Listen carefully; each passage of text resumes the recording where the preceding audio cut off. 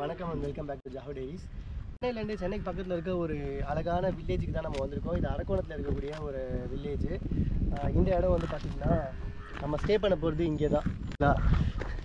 அதோ தெரியுது பார்த்திங்கன்னா, அந்த வீட்டில் தான் நம்ம ஸ்டே பண்ண போகிறோம். எந்த பக்கம் திரும்பினாலும் வீடு மக்களாக இருக்கக்கூடிய சென்னையிலேருந்து இந்த மாதிரி ஐசோலேட்டடாக இருக்கிற ஒரு இடத்துக்கு வந்து நம்ம இன்றைக்கி ஸ்டே பண்ண போகிறோம். இங்கே எப்படி இருக்குது லைஃப் ஸ்டைல் எல்லாத்தையும் நம்ம வந்து இந்த வீடியோவில் ஃபுல்லாக பார்க்கலாம்.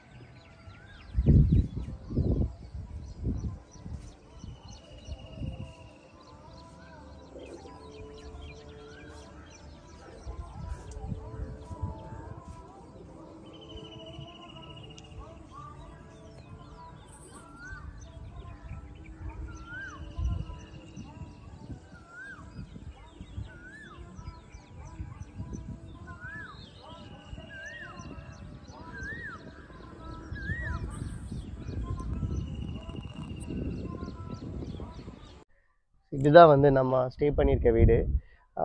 சென்னையெல்லாம் பார்த்திங்கன்னா யூஸ்வலாக வந்து வீடு எல்லாம் ரொம்ப நெருக்கமாக இருக்கும், கேப்பே இருக்காது, ஜன்னல் கூட திறக்க முடியாது. பட் இங்கே வந்து பார்த்திங்கன்னா நிறைய பாதி இடத்துல வீடு கட்டிட்டு பாதி இடத்துல முன்னாடி வந்து ஒரு ஸ்பேஸ் மாதிரி விட்டுருக்காங்க, கார்டன் மாதிரி. அதெல்லாம் எப்படி இருக்குன்னு பார்க்கலாம் வாங்க.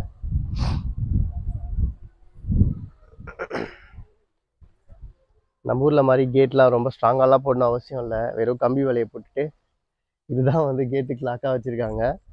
ஸோ இதெல்லாம் வந்து ஒரு நாய் இல்லை ஏதாச்சும் அனிமல்ஸ் ஒரு வேலை இருந்துச்சுன்னா அதெல்லாம் உள்ளே வராமல் இருக்கிறதுக்காகன்னு சொல்லலாம்.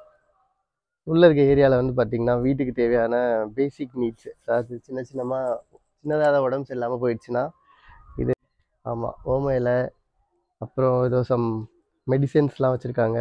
இந்த வீட்டில் வந்து நிறைய மல்லிப்பூ ரொம்ப அதிகமாக வச்சுருக்காங்க, எல்லா பக்கமும் மல்லிப்பூ தான் இருக்குது. ஸோ இது காலையில் பூத்துட்டு அந்த ஸ்மெல் வந்து ஃப்ராக்ரன்ஸே நல்லா இருக்குது. வீட்டு வாசல்லையே நல்ல ஒரு வாசனையோடு எந்திரிக்கலாம் காலையில். அண்டு இங்கே வந்து ஒரு தின்ன கைண்ட் ஆஃப் போட்டிருக்காங்க, சின்னதாக ஒரு ஷேடு வாரம் மாதிரி இறக்கிட்டு இந்த இடத்துல வந்து நம்ம டைம் ஸ்பெண்ட் பண்ணலாம். அதாவது கரண்ட் இல்லைன்னா இங்கே வந்து படுத்துக்கலாம், கரண்ட் இருக்கும்போது கூட படுக்கணும்னு நினச்சா படுத்துக்கலாம். ஸோ அது மாதிரி ஒரு இடம் இருக்குது. அப்புறம் இங்கே ஒரு பெரிய வேப்ப மரம் இருக்குது, ஒரு கோவில் மாதிரி ஒரு ஃபீல். பூஜை ரூம் உள்ளே வைக்காமல் உள்ளே இருக்க பூஜை ரூம் இல்லாமல் வெளியவும் வச்சுருக்காங்க.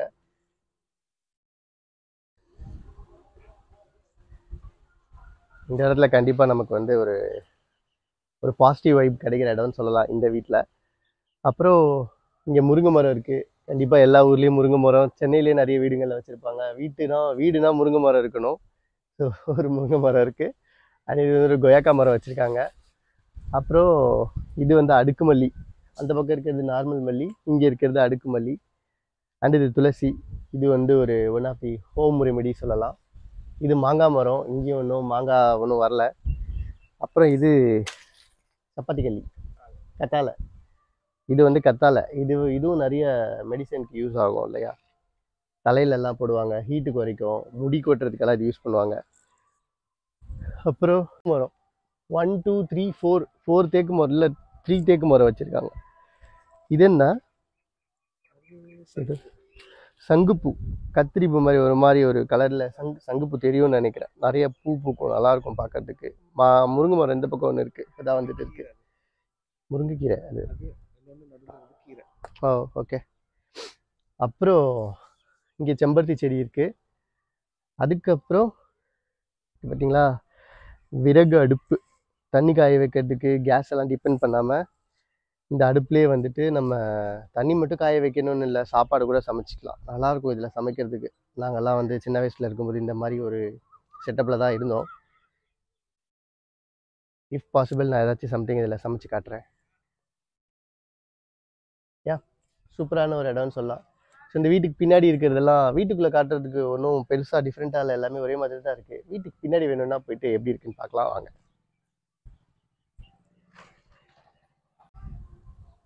வீட்டுக்கு பின்னாடி இருக்க வயக்காட்டுக்கெல்லாம் வந்து தண்ணி பாய்ச்சறதுக்கான ஒரு பெரிய கிணறு இந்த இடத்துல இருக்குது. இங்கேருந்து பம்பு செட் மூலமாக தண்ணி போகுது. கிணறு பாருங்களேன், கொஞ்சம் தூரத்துக்கு கீழே வந்து ஃபுல்லாக பாறையாக இருக்குது. ஆனால் அதெல்லாம் ஊற்றுனா என்னன்னு தெரியாதவங்க பார்த்துக்கோங்க. சைட்லேருந்து தண்ணி ஊற்றுது பார்த்தீங்களா, அது ஊற்றுறதுனால தான் அதுக்கு பேர் ஊற்று. இதில் தண்ணி கண்டினியூஸாக எடுத்துகிட்டே இருக்கிறதுனால இவ்வளோ டவுனில் இருக்குது. இல்லைன்னா இந்த ஏரியாலலாம் தண்ணி இன்னும் மேலேயே இருக்கும். கொஞ்ச நாள் விட்டாங்கன்னா, ஒரு 2-3 நாள் விட்டாங்கன்னா தண்ணி இதை பாறை மேலே எல்லாம் வந்துடுற அளவுக்கு இருக்கும். அப்புறம் இதுக்கு பின்னாடி வந்து ஒரு அழகான கோவில் இருக்குது.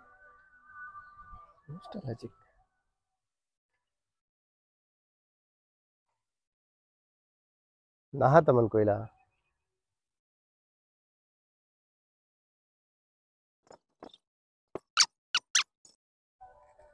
யூஸ்வலாகவே வேப்ப மரத்து அடியில் வந்து உட்காந்தோன்னா ஒரு நல்ல பாசிட்டிவ் வைப்ஸ் கிடைக்கும். இந்த வேப்ப மரத்து அடியில் வந்துட்டு இப்படி ஒரு டெம்பிள் செட்டப் வச்சுருக்கிறதுனால இன்னும் நல்லா இருக்கு இந்த இடம். பூஜை பண்ணிட்டு அந்த கற்பூரத்தோட ஸ்மெல்லாம் வந்து அந்த ஃப்ராக்ரன்ஸே ரொம்ப நல்லா இருக்கு. Very nice to spend time here.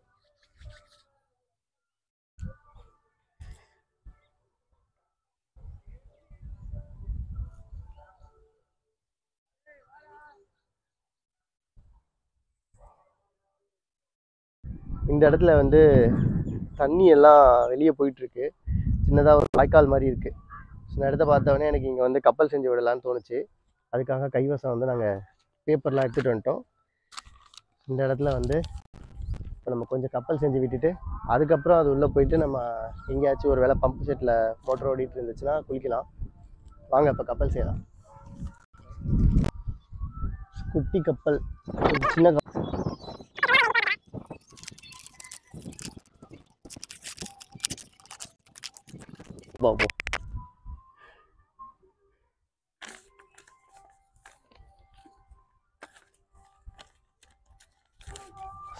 கப்பல் செஞ்சு முடிச்சாச்சு. அடுத்ததான் நம்ம வந்துட்டு பம்பு செட்டு பாத் போட போகிறோம்.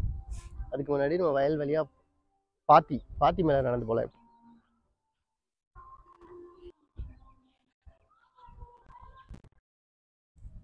ஓகே, ஸோ இப்போ நம்ம நின்றுட்டு இருக்க இந்த இடம் வந்துட்டு நெல் அரிசி விளையிறதுக்காக வச்சுருக்கக்கூடிய இடம் இது.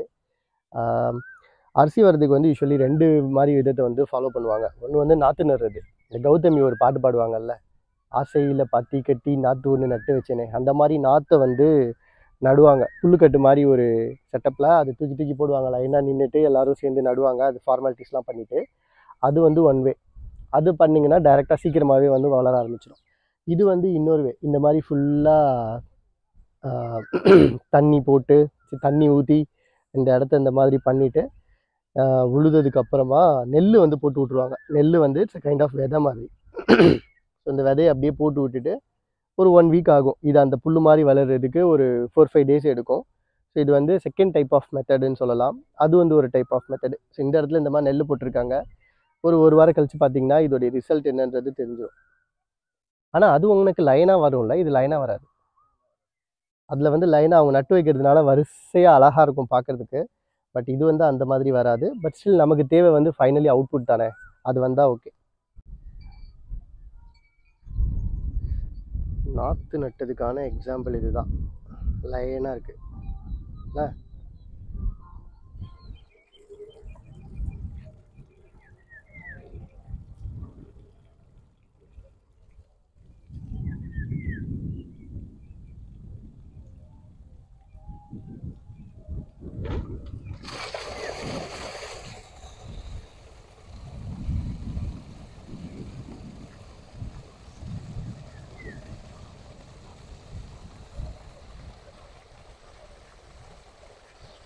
தேங்க்ஸ்ண்ணா.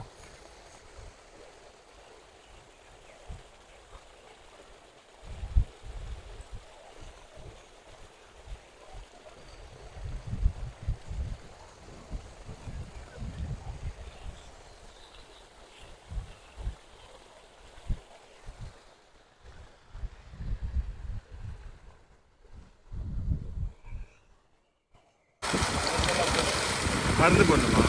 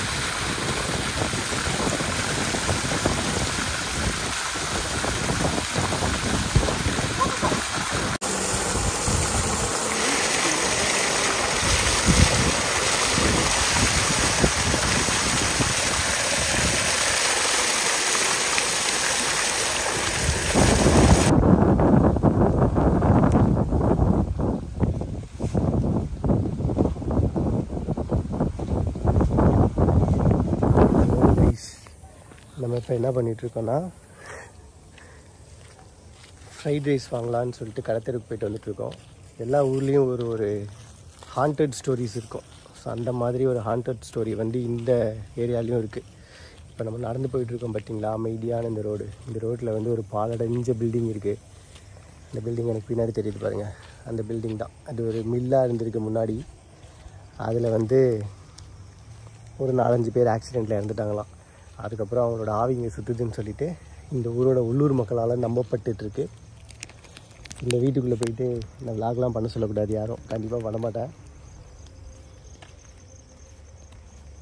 அந்த இடத்துல சிக்கன் வாங்கிட்டு தனியாக நடந்து போயிட்டுருக்கோம். இப்போ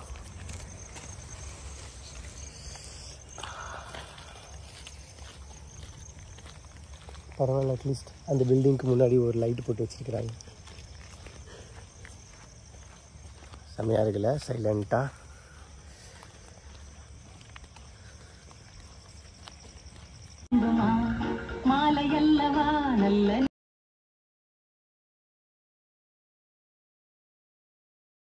பாட்டு பாடவா. நம்ம வில்லேஜ் பிளாகோட எண்டுக்கு வந்துட்டோம். ரிட்டர்ன் போயிட்டு இருக்கும்போது இந்த விஷயம் காட்டி ஆகணும். இது சிட்டியில் பிறந்து வளர்ந்த பசங்களுக்குலாம் சில பேருக்கு தெரியாது. இதுதான் வந்து எருக்கஞ்செடி. இதை வச்சு நமக்கு ஊர் சைடு டவுன் பஸ்லலாம் போட்டிருப்பாங்க, எருக்கஞ்செடி வரும் இறுக்கி பிடிச்சி மாமா சொல்லி. அந்த எருக்கஞ்செடி இதுதான். இது கொஞ்சம் டிரான்ஸ்பரண்ட்டான பிளேஸில் இருக்குது. பட் நிறைய பார்த்திங்கன்னா கொஞ்சம் ஐசோலேட்டடான பிளேஸில் வந்துட்டு புதர் மாதிரி வளர்ந்துருக்கும். அதனால தான் அந்த சாங் வந்து ஃபேமஸ். அந்த சாங் தெரியலன்னா அந்த சாங்கோட லிங்க் நான் டிஸ்கிரிப்ஷனில் கொடுக்குறேன். நம்ம நேற்று நைட்டு பார்த்த அந்த ஹாண்டட் பில்டிங் வந்து இதுதான். நைட்டு ரொம்ப இருட்டாக இருந்ததுனால சரியாக காட்ட முடியல. இப்போ பகலில் நல்லா பளிச்சுன்னு பாருங்கள்.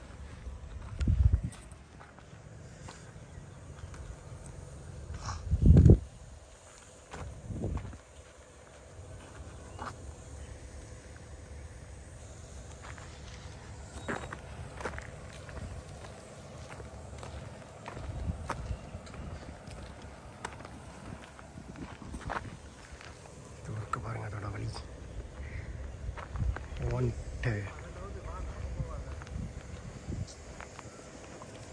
கிட்ட போனால் கொஞ்சம் ஒரு மாதிரியாக தான் இருக்குல்ல.